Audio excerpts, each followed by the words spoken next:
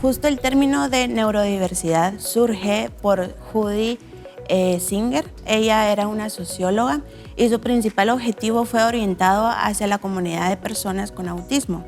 Pero el objetivo fue que ya no se siguieran etiquetando a las personas. El déficit de atención, ¿verdad? El TDAH, el trastorno de déficit de atención y hiperactividad sin hiperactividad, es acá donde se ve una alteración en la atención, concentración o también en la energía de la persona. Vemos acá, mira, lo que tienen todos como en común, que es parte de la neurodivergencia, es el cerebro, ¿sí? Que la corteza prefrontal, que es justo acá donde está la frente, es acá donde está reducida. Una persona muy cercana a mí tiene TDAH, ¿verdad? Pero es importante ver desde que estaba ya en la etapa de los bebés que les dan papillas y todo, se empezó a identificar una hipersensibilidad en el gusto. Es decir, no aceptaba ciertos alimentos, ahí ya era un alerta, ¿verdad? Porque se espera que a esa edad el niño no decida por sí solo ser vegetariano, por ejemplo, sino que ahí hay un alerta. ¿Qué hacemos acá?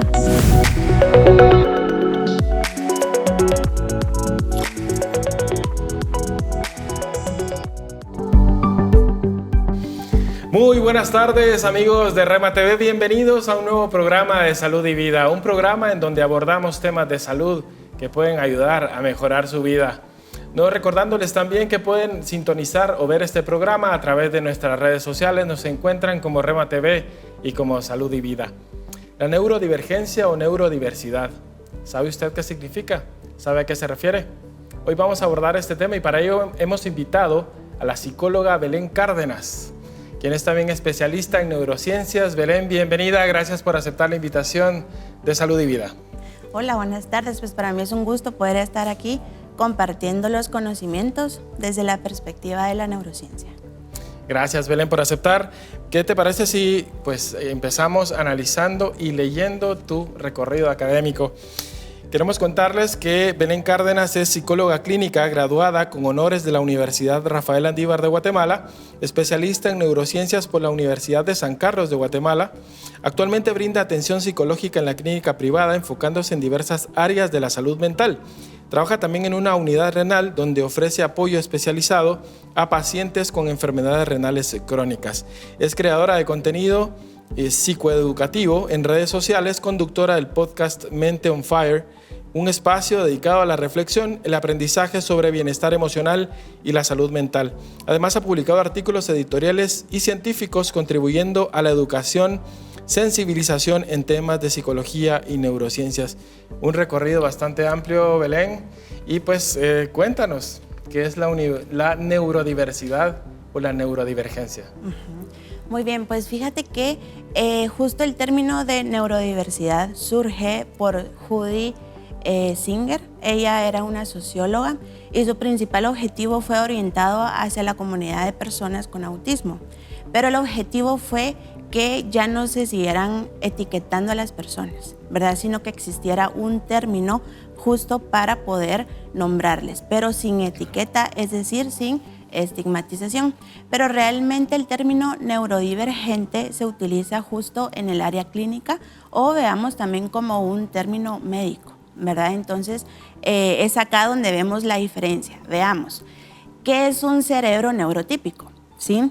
Acá es un cerebro que al momento de hacer las agrupaciones es el cerebro más convencional. ¿A qué vamos acá? Por ejemplo, mi pelo pues es rizado, hay personas con pelo liso, de diferente color, hay diferentes tipos de cabello, ¿verdad? De la misma forma pasa con los cerebros, hay diferentes tipos de cerebros. No quiere decir de que uno funciona y el otro no. Todos funcionan y todos nos ayudan a poder, pues el proceso de aprendizaje, a poder desarrollarnos, pero es acá importante hacer las agrupaciones, ¿verdad? Entonces, los cerebros neurotípicos son aquellos cerebros que pues son los más convencionales, ¿verdad? No me gusta utilizar el término normal. ¿Por qué? Porque ¿qué es lo normal? Es algo subjetivo. Lo que siempre nos han enseñado que es lo más común, ¿no? Exacto, pero es aquí importante ver sobre qué parámetros se evalúan, ¿verdad? Entonces no podemos decir esto es normal y esto no es normal, no, todos son funcionales y es acá donde entra entonces la neurodivergencia. Claro, un término bastante amplio y cuéntanos también, por ejemplo, ¿existen algunas condiciones genéticas o clínicas que puedan propiciar el desarrollo de alguno de esos trastornos dentro de la neurodivergencia? Sí, fíjate que el 80% suele ser genético, ¿verdad? Ya luego pues vemos también el desarrollo prenatal, que es acá que puede influir, pero realmente el mayor porcentaje, si lo vemos de esta forma, es genético. Es decir, ¿se puede a temprana edad detectar que una persona tiene algún trastorno que va dentro de la neurodivergencia o neurodiversidad entonces? Sí, porque es acá importante que entonces los papás estén atentos al desarrollo de los hijos. Porque veamos, si vemos a cierta edad de que el hijo no habla, algo está pasando, ¿sí? Si no camina, algo está pasando. También con el tema de la alimentación. ¿Por qué? Fíjate que en la neurodivergencia existen diferentes, por ejemplo, está la hipersensibilidad sensorial. ¿Qué quiere decir esto? Que a nivel sensorial, incluyendo los sentidos, va a haber una sensibilidad, ¿verdad? Mayor que a otras personas. También acá, la atención, la concentración, ¿verdad? Entonces vemos acá, y incluso la gestión de tiempo, la gestión emocional. Entonces todos estas conductas, estas alertas nos llaman la atención y es acá donde los papás deben estar atentos al desarrollo psicomotor, ¿verdad? Viendo cómo va según la edad, ¿sí? Si va justo fluyendo con el proceso del neurodesarrollo y si existen alertas, poder atenderlos. Aunque es importante mencionar de que el diagnóstico se logra ver a temprana edad más que todo en hombres, ¿sí? Entiendo. Y en mujeres el diagnóstico suele ser tardío. Incluso hay mujeres y hay muchos casos, ¿verdad? En donde a partir de los 30 años empiezan como a ver, pero es que veamos, en mi vida escolar esto me pasaba, en el trabajo esto me pasa, entonces es acá que causa alerta, ¿verdad? Y es importante ver entonces este tipo de diagnóstico. Belén, hay tanta información en redes sociales, ya escuchamos que el término fue acuñado a finales de los años 90. Sin embargo, ha cobrado mucha fuerza debido a lo que tú nos indicas. En redes sociales se habla mucho de la neurodivergencia, pero me llama mucho la atención por qué motivo en mujeres es más tardío el diagnóstico, es decir, cómo poder entender esas señales en una mujer. Fíjate que es por lo social, ¿verdad? ¿Qué pasa?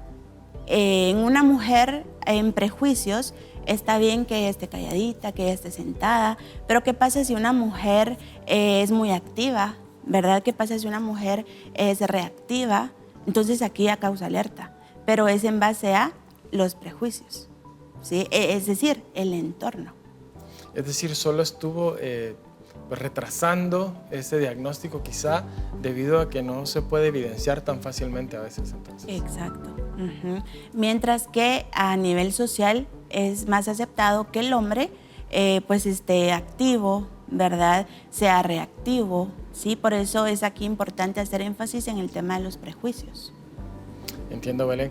Mira qué información más interesante, porque de repente la lluvia de información que recibimos en las redes sociales es tanta. De hecho, el término neurodivergencia o neurodiversidad yo lo escuché hace muy poco tiempo, quizás hace un par de años, y no entendíamos muy bien. Ya vamos a platicar de eso. Hay muchos trastornos que pueden ser englobados dentro de este término de neurodiversidad o neurodivergencia, pero es muy interesante saber que en niños, es decir, en hombres se manifiesta de una manera diferente que en mujeres, ¿no? Sí, veamos, mira, no es de que se manifieste de una forma diferente, ¿verdad? Sino que a nivel social, ¿qué es más aceptado y qué no? En relación a los hombres y las mujeres, ¿sí? Es acá importante ver lo que te mencionaba de la hipersensibilidad sensorial, la gestión emocional, ¿verdad? La gestión de tiempo también, ya cuando está la vida escolar, ¿sí? Porque muchas veces es que, mire, no pone atención. Pero a ver, ¿por qué no pone atención? Claro. ¿Sí? Pero antes de llegar a un diagnóstico también es importante evaluar el entorno, ¿sí? Porque veamos acá, una dinámica familiar hostil, es decir, violenta, o un entorno, porque a veces pues no siempre se crece con los papás, sino que vemos acá cuidadores primarios. Si es un ambiente hostil, esto va a influir en la atención y concentración, ¿verdad? Por ejemplo, también la alimentación, ¿sí? Si el niño no tiene una alimentación adecuada, va a haber un atraso en el desarrollo. Mira qué interesante. ¿Puede desarrollar entonces cualquiera de los trastornos dentro de la neurodivergencia si se alimenta de mala manera? Entonces, eso quiere decir, yo he escuchado bastante que se habla mucho de los colorantes artificiales que pueden traer ciertos alimentos que pueden propiciar un trastorno como estos, pero me parece muy interesante saber que si no se alimenta de una manera adecuada, imagínate, lo venimos a saber nosotros ya grandes, y tal vez eso se puede reflejar en nuestras vidas incluso. Sí, no es de que dispare el diagnóstico, sino que es aquí importante ver de que para llegar al diagnóstico, conocer cómo está la alimentación, cómo está el entorno. Tú mencionabas el tema de los colorantes, ¿sí? Vemos acá también el tema del azúcar, ¿sí? Que el azúcar altera la conducta. Uno se siente con mayor energía, que son los famosos subidones. Entonces, muchas veces la alimentación no es la adecuada, sino que es alta en azúcar. Entonces, es por eso que los niños tienen mucha energía. No es que realmente tengan pues algún diagnóstico dentro de la neurodivergencia. Belén, tantas cuestiones interesantes, pero es momento de ir a un corte, una pausa. Y al volver seguiremos tratando y hablando de la neurodiversidad o neurodivergencia. No se vaya, por favor.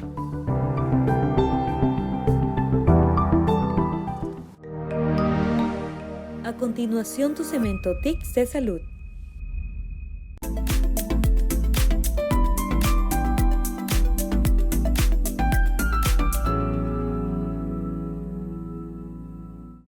El concepto neurodiversidad fue acuñado en los años 90 por la socióloga y activista Judy Sainer. Es un término que busca reconocer que el cerebro humano puede funcionar de distintas maneras, y que estas diferencias son variaciones naturales de la mente. Todas y todos somos neurodiversos, precisamente, porque, aunque pertenecemos a la misma especie, no hay dos cerebros iguales. Si bien todos somos neurodiversos, existen grupos de personas que comparten características comunes y que se diferencian de otros grupos. 1. Personas neurotípicas, son aquellas que tienen un desarrollo neurológico más común. En este grupo se encuentra la mayor parte de la población. 2. Personas neurodivergentes o neuroatípicas. Son aquellas que cuentan con un desarrollo neurológico diferente al de la mayoría de los individuos. Conforman entre un 15 y un 20% de la población mundial. El término neurodivergencia fue utilizado inicialmente por la comunidad autista, luego se amplió a personas con trastorno por déficit de atención e hiperactividad, dislexia, síndrome de Tourette, discalculia, disgrafía, bipolaridad, esquizofrenia, depresión endógena, entre otras. Al reconocer que hay diversidad en los procesos mentales de cada persona, aceptamos que las neurodivergencias no son carencias ni déficit, sino distintas formas de aprender y percibir el mundo.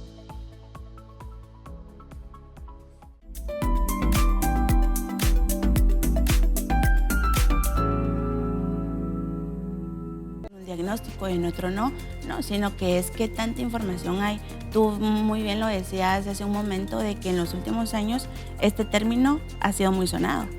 ¿Y qué es lo que más escuchamos en redes sociales, en artículos, en investigaciones? Autismo y TDAH.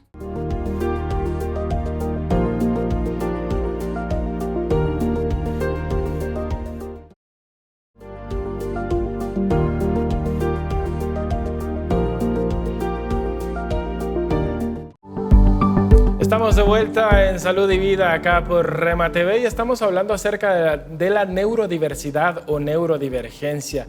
Y para ello hemos invitado a la psicóloga clínica Belén Cárdenas, quien es especialista en neurociencias. Belén, antes de ir a la pausa, comentábamos que la alimentación puede influir también en la manifestación de alguno de estos trastornos. Sí, incluso también fíjate que se puede notar ya en la vida escolar. ¿Sí? Es decir, porque al niño pues se le está haciendo difícil tener el proceso de aprendizaje esperado, ¿verdad? Entonces es necesario ver la alimentación, si es una alimentación saludable y balanceada según su edad, ¿verdad? Como te mencionaba, el entorno también en el que el niño está desarrollándose para de esta forma pues ir descartando y decir no, o sea, todo está en orden, entonces sí, ya nos vamos a una línea de diagnóstico de neurodivergencia. Oh, qué interesante, es decir, son muchos factores los que pueden influir en esta situación. Pero cuéntanos, te cuento, o más bien este dato, según la Organización Mundial de la Salud, 1 de cada 200 niños tiene trastorno de espectro autista. Sin embargo, ¿qué otro tipo de trastornos pueden englobarse dentro de la neurodiversidad?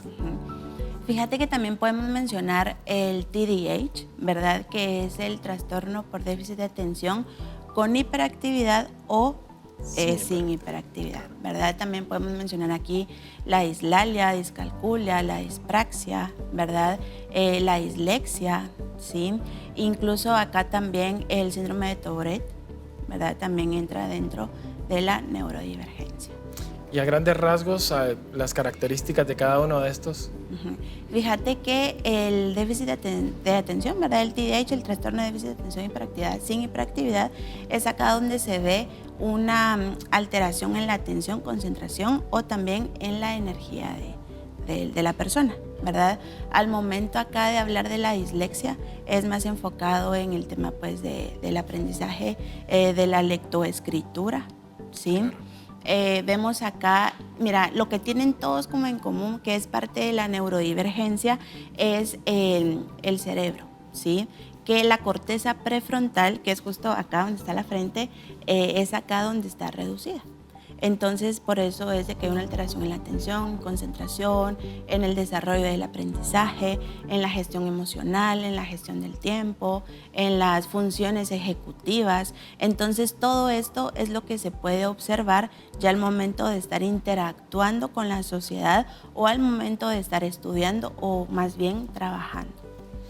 Lo más común y lo que se detecta, por ejemplo, en los hogares es que haya niños con espectro autista.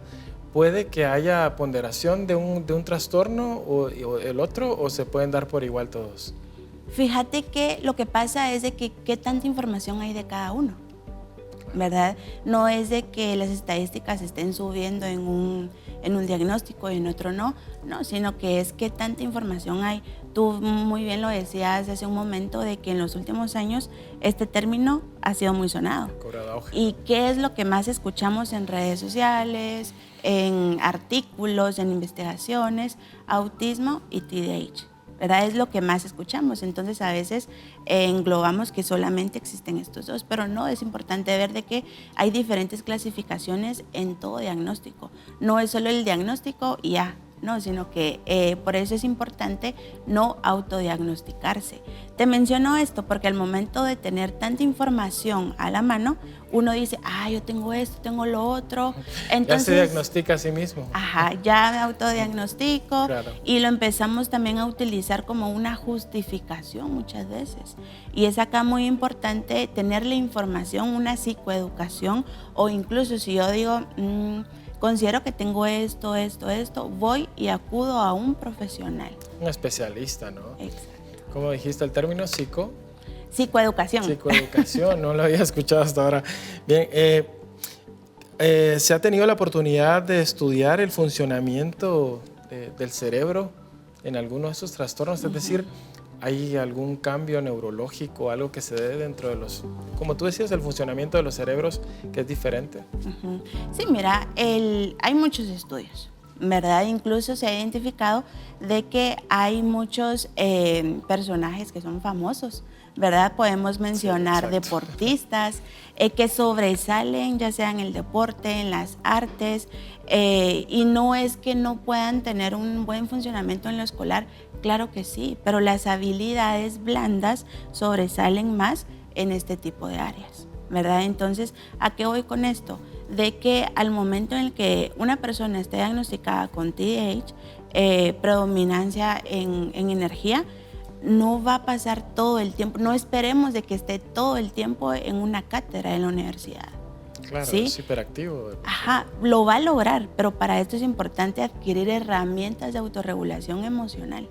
Claro. ¿Sí? Entonces, te menciono esto porque entonces si lo llevamos a un campo, a una piscina, a un estadio, enfocándonos en el deporte, probablemente aquí va a ser muy bueno y va a sobresalir.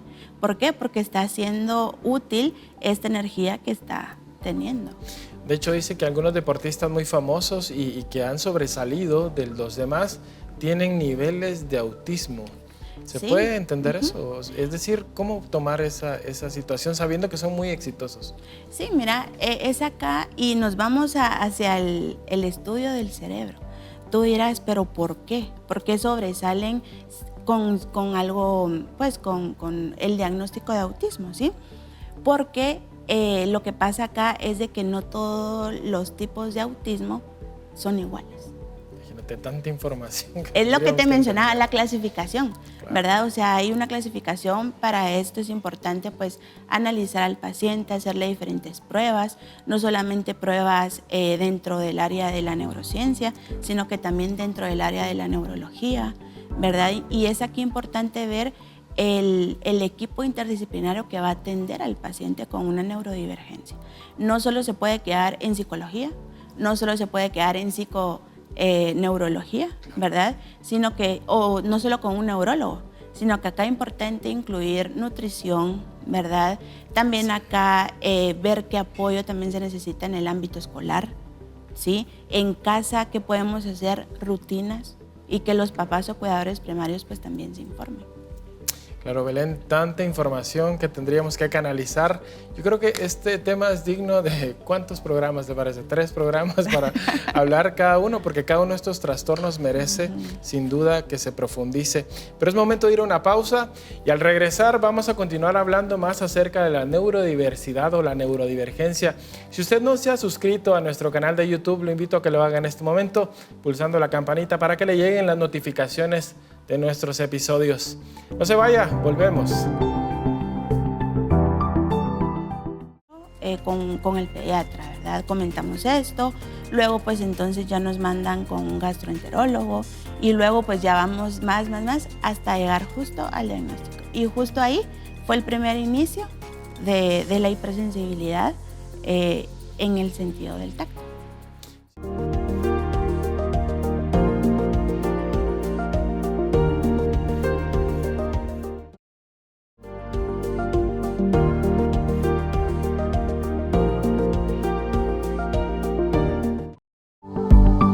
Estamos de vuelta en Salud y Vida acá por Rema TV. Gracias por vernos, gracias por sintonizarnos. Estamos hablando acerca de la neurodiversidad o neurodivergencia. Belén, cuéntanos por favor, ya hablábamos de un tratamiento, un enfoque multidisciplinario para una persona que sea diagnosticada. No es simplemente quedarse en una disciplina, sino necesita varios estudios. Así es. Como te mencionaba, un equipo interdisciplinario, ¿verdad? Aquí muchas veces escuchamos la palabra de ¿cuándo se va a curar? ¿Verdad? Más que palabra es pregunta. ¿Cuándo se va a curar? Claro. ¿Sí? Y es acá importante que las personas se informen porque esto no es una enfermedad. No es algo que inició de la nada y que va a tener un fin. Porque ¿qué pasa? Cuando hay una enfermedad que tiene una cura, entonces es aquí donde pues hay un tratamiento y todo. Pero acá es importante ver de que no es una enfermedad, o sea, no es necesario buscar una cura, ¿sí? Sino que acá es muy importante la línea de tratamiento la vamos a tener debido al diagnóstico. El diagnóstico no sirve para etiquetar a la persona, para estigmatizarla, para hacerla a un lado. Entonces no va a poder sobresalir. Discriminación también. Exacto, sino que nos funciona en el área clínica para poder llevar una línea también de herramientas para darle al paciente, ¿sí? Veamos, si tú te enfermas, por ejemplo, de la gripe y sales, el clima no se va a adecuar a tu estado de salud. Es decir, el entorno jamás se va a adecuar a nosotros, sino que somos nosotros quienes debemos de adquirir las herramientas para poder desarrollarnos. Entonces es acá, como te decía, importante informarnos y por esto surge el poder hablar del tema, ¿sí? Y por esto es de que pues ha sobresalido estos términos, como lo habíamos hablado anteriormente, para poder hablarlo y dejar de estigmatizar. Y que se siga viendo como un mito o como un tabú en estos casos, ¿verdad? Sí, que se deje ver como raro, porque claro, es que veamos, cuando no hay información, así lo ven. Regresamos al término. Es que no es normal. Es que, ¿qué es lo normal? Es un término subjetivo. Lo mismo pasa con la rareza. ¿Debido a qué? Fíjate que hay una prueba en donde ponen una manzana y una pera, ¿verdad? Preguntan a un cerebro neurotípico que ven ahí y dice frutas, ¿verdad? Se entiende un cerebro neurotípico como lo común, digamos. El convencional, claro, el convencional. grupo Claro. que mayoritario, ¿verdad? Claro, sí. ¿Qué pasa si le preguntamos a un cerebro neurodivergente? ¿Qué ves ahí o con qué lo relacionas? Con nada, ¿sí? ¿Será que esa respuesta está negativa? No. ¿Por qué? Porque según a qué lo vamos a evaluar, ¿verdad? Entonces, si lo englobamos solamente en los cerebros neurotípicos, ahí sí decir, a ver, pero ¿por qué no me lo relacionas con algo o qué pasa acá? Pero realmente acá en este cerebro neurodivergente, la respuesta pues es adecuada. Claro. Es decir, ahí cabe el dicho, cada cabeza es un mundo, ¿no? Sí. Solo que sí tiene razón, es decir, la forma en cómo ellos asimilan o perciben su entorno y también el funcionamiento de su cerebro mismo, ¿no? Sí, Claro. fíjate porque muchos dicen es que es normal escuchar cómo late mi corazón, ¿sí? Dentro de un cerebro neurodivergente. Es normal porque eso ha percibido toda su vida, ¿verdad? Pero un cerebro neurotípico no lo va a poder ver adecuado. ¿Por qué? Porque no lo ha experimentado.